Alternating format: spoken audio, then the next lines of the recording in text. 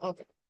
So basically, we have to wrap up this little subsection of two pages regarding xerophyte plants and their adaptations. ठीक है? तो हमारे पास basically xerophytes plants क्या होते हैं? Xerophytes plants are simply those plants जो कि ऐसी जगहों पर रह रहे होते हैं जहां पर पानी कम हो. So they are plants that live in places where water is in short supply. हमारे पास वाटर अगर कम मौजूद होगा तो उनकी जो अडेप्टेशंस हैं या उनके क्या कहते हैं जो कैरेक्टरिस्टिक्स होती हैं ऐसे प्लांट्स की, वो थोड़ी डिफरेंट होती हैं आपके नॉर्मल प्लांट से. क्योंकि उनको सरवाइव करना होता है एक ऐसे क्लाइमेट में, एक ऐसे कंडीशन में जहाँ पर पानी सराउंडिंग में नेचुरली कम है. So with minimal water supply they have to adapt themselves. सो उनके पास क्या कहते हैं जो मेजोरिटी हमारे क्या कहते हैं जीरोफिटिक प्लांट्स होते हैं, उनकी कुछ कॉमन एग्जांपल्स होती हैं, सॉरी कॉमन कैरेक्टरिस्टिक्स होती हैं. एक तो हमारे पास they have very few stomata. Stomata क्या होते हैं हमारे पास? Basically stomata is the opening. हमारे पास जो गार्ड सेल्स होते हैं लोअर एपिडर्मिस में, हमारे पास गार्ड सेल्स होते हैं. और उन गार्ड सेल्स में क्या कहते हैं जो ओपनिंग होती है, उस ओपनिंग को हम क्या बुलाते हैं? स्टोमेटा बुलाते हैं. नाउ हमारे पास ये गार्ड सेल्स होते हैं और इनके दरमियान जो बीच में ओपनिंग है, इस ओपनिंग को स्टोमेटा बुलाया जाता है. ना जब हमारा स्टोमेटा ओपन होता है तो स्टोमेटा के थ्रू हमारी oxygen carbon dioxide gas exchange exchange हो रही होती है. और ना सिर्फ ऑक्सीजन और कार्बन डाइऑक्साइड गैस एक्सचेंज हो रही होती है, बल्कि जो वाटर वेपर इंटरसेल्यूलर स्पेसेस में होता है. हमारे पास क्या कहते हैं, हमने जब ट्रांसपोर्ट एंजाइलम पढ़ा था, सो वी टॉक्ड अबाउट कि हमारे पास जो हमारा लीफ होता है उसके अंदर जो मेसोफिल सेल्स होते हैं, उनकी जो सरफेस पे थिन फिल्म ऑफ मॉइस्चर है वो इवेपोरेट करता है और ये जो वेपर्स हैं, वाटर वेपर्स हैं, ये अक्यूमुलेट हो जाते हैं इंटरसेल्यूलर स्पेसेस में. हमारे पास ये जो वाटर वेपर है ये फिर स्ट्रोमेटा के थ्रू डिफ्यूज आउट कर जाता है. अगर हमारे पास ज्यादा स्ट्रोमेटाज होंगी, अगर हमारे पास ज्यादा ओपनिंग्स होंगी, तो हमारे पास होगा क्या? That more water is lost by the plant through these stomatas. तो नेचुरली जो जीरोफाइट्स होते हैं, ऐसे प्लांट्स होते हैं जो कि मिनिमल वाटर सप्लाई एरियाज में रह रहे होते हैं, उनके जो स्टोमेटास होते हैं वो कम नंबर्स में होता है. फिर हमारे पास कुछ जो जीरोफाइट्स होता है, उनके जो स्टोमेटा होते हैं वो संकन स्टोमेटा होते हैं. संकन स्टोमेटा क्या होते हैं वो हम डिस्कस करते हैं.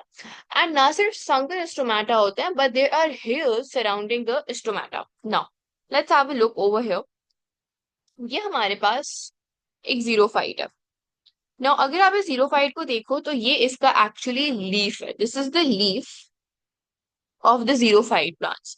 इनके जो लीव्स होते हैं ना, ये नॉर्मल लीफ से भी डिफरेंट होते हैं, ये नॉर्मल लीफ से भी यूनिक होता है. कैसे डिफरेंट होता है, कैसे यूनिक होता है? कि एक तो आप देख सकते हो कि ये कर्ल्ड अप है. नॉर्मल लीव्स हमारे पास कर्ल्ड अप नहीं होते, but this leaf is actually curled up, ये रोल हुआ हुआ है. दूसरा, हमारे पास कुछ कंडीशंस में जो लीव्स होता है ना, वो जैसे अगर आप लोगों ने कैक्टस देखा होगा, तो हमारे पास क्या कहते हैं, कैक्टस के अगर आपने लीफ देखे होंगे तो उसमें आपको लीफ नॉर्मल जैसे दिखाई नहीं देते, जैसे हमें दरख्त पे पत्ते दिखाई देते हैं या प्लांट्स में हमें पत्ते दिखाई देते हैं. कैक्टस में आपको ऐसे लीव्स नहीं दिखाई देंगे. इंस्टेड कैक्टस में नीडल लाइक स्पाइन्स होती हैं. वो जो नीडल लाइक स्पाइन्स होती है ना, वो कैक्टस की मॉडिफाइड लीव्स होता है.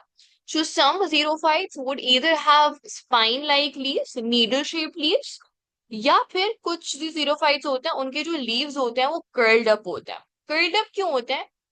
कि उनका जो सरफेस एरिया एक्सपोज्ड है एनवायरनमेंट में, जहां से इवेपोरेशन हो सके, जो सरफेस एरिया अवेलेबल हो इवेपोरेशन के लिए, ट्रांसपिरेशन के लिए, वो सरफेस एरिया कम हो जाए. एंड हमारे पास जो स्टोमेटा है, this is basically sunken stomata. हमारे पास यहाँ पर जब स्टोमेटा इस तरह से अरेंज होता है, इसको हम क्या बुलाते हैं? कि हमारे पास संकन स्टोमेटास हैं. These are your sunken stomatas. ये फ्लैटली प्रेजेंट नहीं है, बल्कि ये जो कर्ल अप लीव है उसमें क्या कहते हैं, इस तरह से रिजेस फॉर्म कर रहे हैं या वेल्स फॉर्म कर रहे हैं. They are sunked inside. इसकी सिग्निफिकेंस क्या होती है? I shall explain that. Further more हमारे पास अगर आप लोग एक और चीज ऑब्जर्व कर सको, इस लीफ में से इस तरह के हेयर लाइक स्ट्रक्चर्स निकल रहा है। ये सारे जो पिंक वाले स्ट्रक्चर्स हैं they are like hair like structures, इनको हम ट्राइकोम्स बुलाते हैं। अब इनकी सिग्निफिकेंस क्या होती है? सिग्निफिकेंस ये होती है कि हमारे ट्राइकोम्स हो गए या हमारे संकन स्टोमेटा हो गए, वाटर वेपर क्या करता है? वाटर वेपर लीफ के इंटरनल एरिया से बाहर डिफ्यूज करता है। ये एक्सटर्नल एनवायरनमेंट है, ये आपका एयर होगा, आपका एटमॉस्फेयर होगा।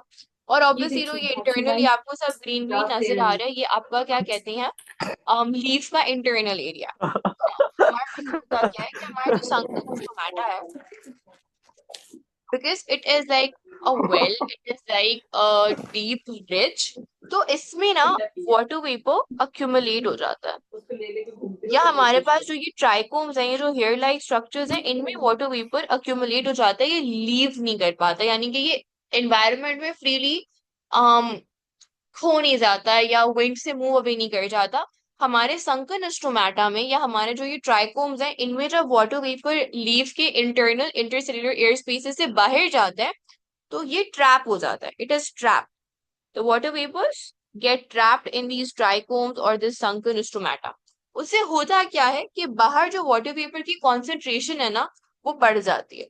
जब आपका वाटर वेपर बाहर ट्रैप्ड है, एक्सटर्नल एनवायरनमेंट में ट्रैप्ड है, और वो बाहर मूव ही नहीं कर, एज इन लाइक आगे मूव ही नहीं कर रहा है, वो विंड के थ्रू या फिर क्या कहते हैं नेचुरली वो स्केप नहीं कर रहा है और वो ट्रैप हो गया है बिल्कुल लीव्स के ऊपर वाले एक्सटर्नल एनवायरनमेंट में, तो होगा क्या कि जो इंटरनल वाटर वेपर है ना, उसका जो लॉस है, उसकी जो ट्रांसपिरेशन है वो कम हो जाएगी। क्यों कम हो जाएगी? Basically transpiration is simply the diffusion, transpiration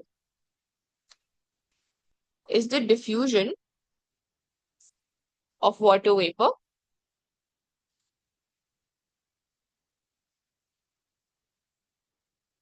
from the internal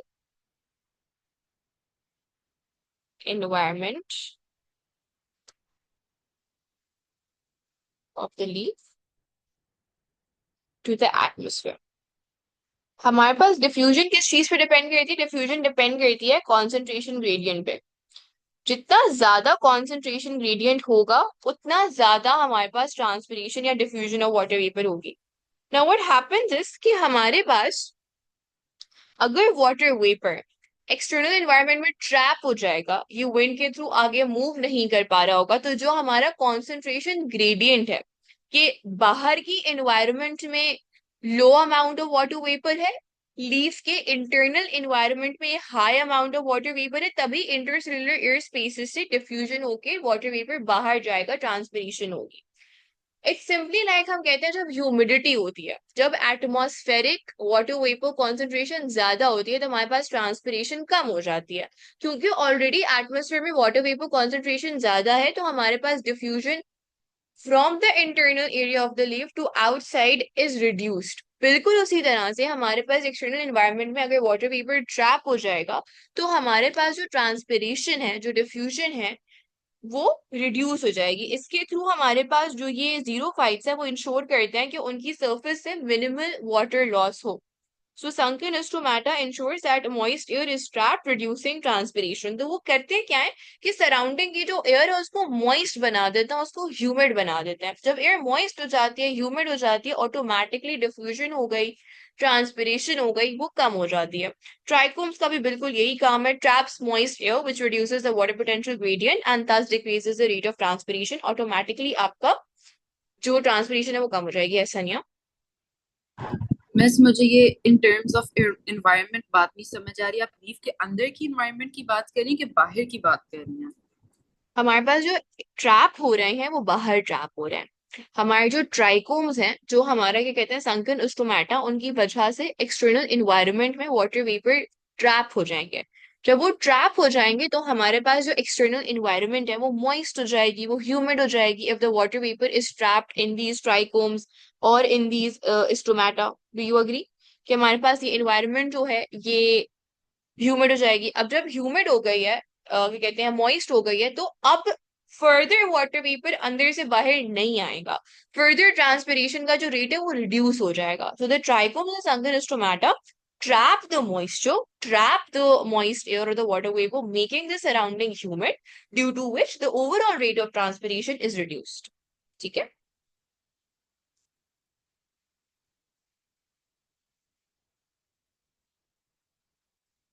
फिर हमारे पास जो इनका क्यूटिकल है, उसकी क्यूटिकल की लेयर बहुत थिक होती है. क्यूटिकल क्या करता है? क्यूटिकल बेसिकली प्रिवेंट करता है वाटर लॉस को. हमारे पास अगर ज्यादा थिक क्यूटिकल होगा तो हमारे पास ऑटोमेटिकली क्या कहते हैं, वाटर लॉस भी मिनिमल होगा. So greater the thickness of the waxy cuticle, lesser is the loss of water through it.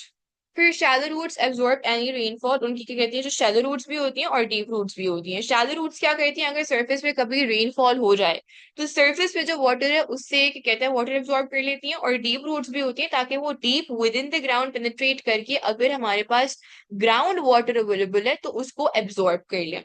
So this is basically what some characteristics that we should know about xerophytes.